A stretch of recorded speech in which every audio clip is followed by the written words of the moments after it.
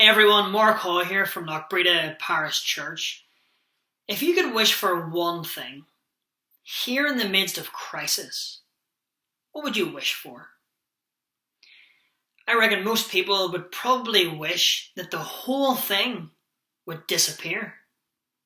There's pain, there's sorrow, there's hurt, there's destruction. I just wish the whole thing would go away. Now, on the one hand, that's a good thing to wish for. The Bible tells us that when God made the heavens and the earth, He didn't make it for hurt and destruction.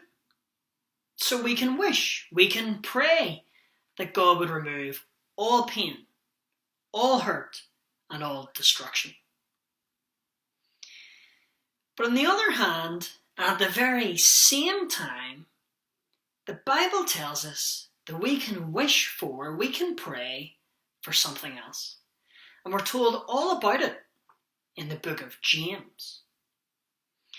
Now, the book of James was written to Christians who are dispersed all over the world, which really means that they live outside of their permanent home. And James says that it's precisely because they live outside of their permanent home that they're going to face many trials, many difficulties lie ahead. You know, the Bible says that all Christians live outside of our permanent home because our permanent home is in heaven with Jesus. And for as long as we live on earth, we will face many trials, many difficulties will come our way. But what's fascinating is that in chapter 1, verses 1 to 4, James doesn't promise that God would change their circumstances. He doesn't promise that. What he says is that in the midst of the trials of life, count it all as joy. Now, how can he say that in the midst of trials, count it as joy? Is he unsympathetic? Is the Bible masochistic? No.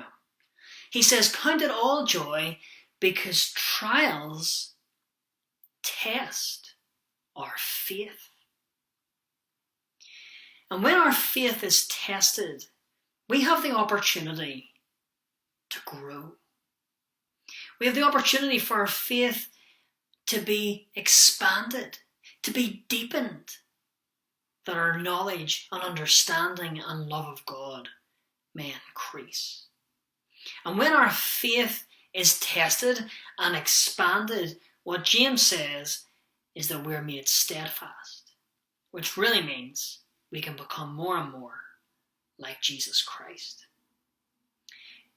You know why James says that it's through the testing of our faith that we can become more like Jesus?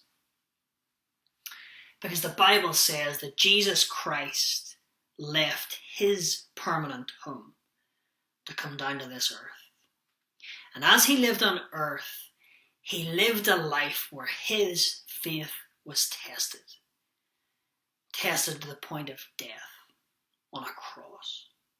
And as Jesus faced the greatest trial of all, through his obedient faith unto death and into a grave, he rises from the grave and ascends up into heaven to pour out his Spirit, that by his Spirit he might be close to us, to walk with us, so that as we face all of the trials of life, he might strengthen us and deepen our faith in his power as he walks with us until we go to him and be with him in our permanent home.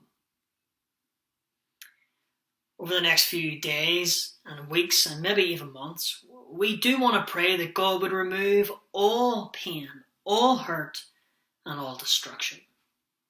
But at the same time, we also want to ask God that in the midst of it all, we too would find joy. That in the midst of it all, as our faith is tested, we might grow and be strengthened and become more and more like Jesus Christ until we go to be with him in our permanent.